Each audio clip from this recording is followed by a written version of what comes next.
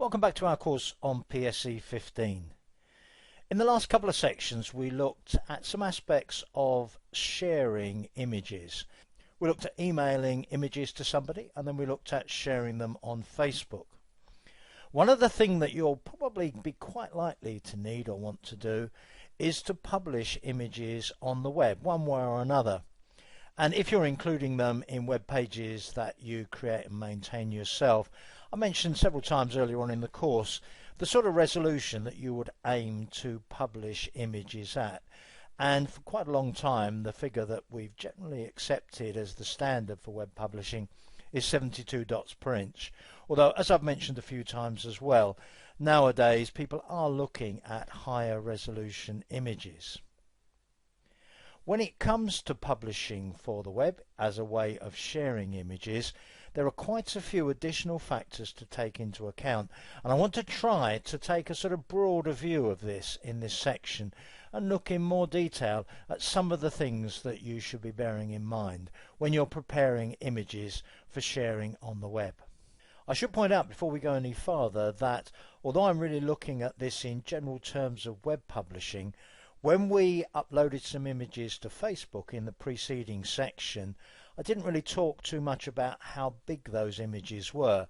And if all you were doing with Facebook images is let people see them on Facebook, uploading very high resolution images wouldn't really have a lot of purpose because people wouldn't be able to see them at a very high quality anyway. But let's be general here about web publishing, and in particular I've got an image here. Let's suppose I'm going to put it on a web page. Look first at the document size. It's 25.5 megabytes. If I put that on a web page as it is, not only would nobody really be able to appreciate the high quality of the image, but it would mean that even on a pretty quick internet connection, that picture would take a long time to download. And a page with half a dozen images this size on it would be a very slow page to download indeed. I'm currently working in the PSE editor, and I'm now going to use a different Save As option, and this is the one that's really helpful when you're saving images for use on the web, and it's the Save for Web option. So let me first of all give you a very brief overview of this Save for Web dialog. You have two versions of the image there. On the left you have the original. On the right you have the one that PSE is suggesting for the web. You need to look at what's written under each image, because under the left hand one you can see the original and it's 25.5 megabytes. Under the right you can see the suggested amended image. This is in what's called GIF format, graphic image format. This is just under 4.5 megabytes. And at 56.6 kbps, that would take 826 seconds. That's just under 14 minutes to download. That's pretty slow. I'll come back to that in a moment. Most of the rest of the dialog is your opportunity to change the settings so that A, you can get a good quality in the image, and B, so that you can make it download in an appropriate length of time. Now, when PSE first does this, it uses a number of default settings, and I'm going to go through the main ones of those settings next. And we're going to get the size of that image on the right down there to what I consider to be an acceptable size of image. So first of all, quick review of the size of the image that we're starting with. You can see the pixel width and height there, 3984 by 2240. It's a 24-bit color depth image, so that's 3 bytes of storage per dot in the image. Multiply 3984 by 2240 by 3 and you get 25.5 megabytes. So that's what you're starting with. Let's look at PSE's suggestion for saving for the web here. The format it suggested is GIF format, and that would occupy 4.5 megabytes, roughly, just under 4.5 megabytes. Basically you have a choice here of 4 formats, and you select the format using the control up here: GIF, JPEG, PNG8, PNG24.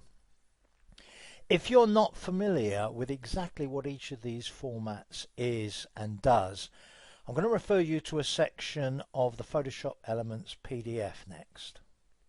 Starting on what on this version of the PDF is page 353, there's a description of PNG24 format, talks about GIF and PNG8, comparison with JPEG and so on.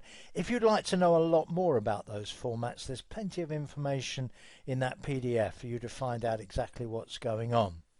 So what I'm going to describe to you next is the sort of basic principles of how you choose between them. GIF is a format which can be very compact in terms of space, but it has one or two distinct disadvantages. One disadvantage is that it's very restricted in the range of colours. GIF only offers 256 colours. It only offers one 8-bit byte per dot, and with only 256 colours, you'll potentially lose quite a bit of that photographic quality. PNG24, like JPEG, is one that uses 24 bits per byte and can therefore give you relatively good photographic quality. PNG generally takes more space than JPEG because it doesn't do anything like the same level of compression, but it does tend to maintain the photographic quality better. And one advantage that PNG has over JPEG is that PNG can support transparency. PNG 8 is the version of PNG that's, if you like, equivalent to the GIF format that I talked about just now. If I went for PNG 24, let's see how much space that would take. Just over 7 megabytes, so that's quite a lot of space, more than GIF. Let's try JPEG. Of the formats that pretty much support this kind of photographic quality, it appears that JPEG on this occasion is the most compact version at 2.845 megabytes. So that's less than GIF. I should also point out here that working with JPEG format, the quality setting here is set at the maximum, 100. I could reduce that quality setting if I wanted to make the image smaller, but that might well affect the visual appearance of the image.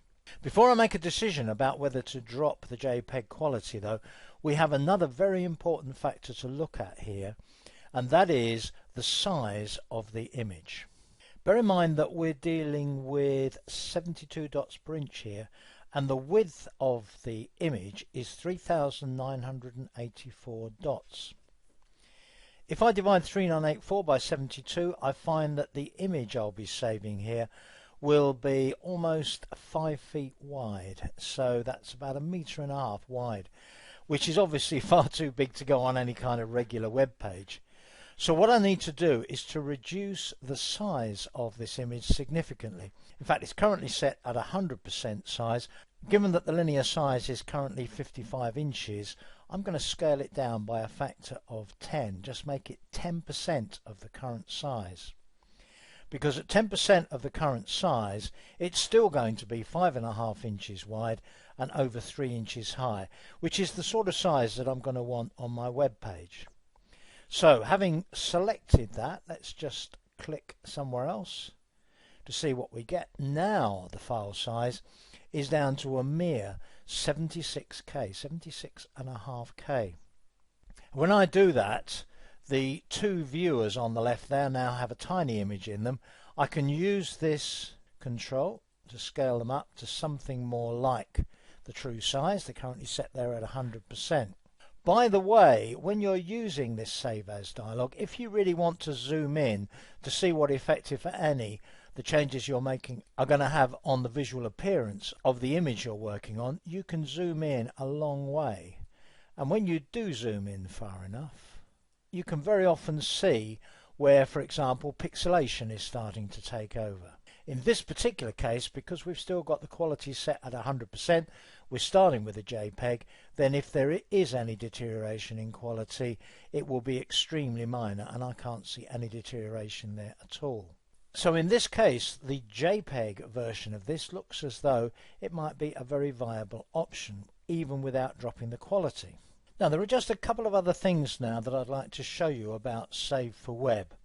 I mentioned before the time to download this image. It currently says 15 seconds at 56.6K bits per second.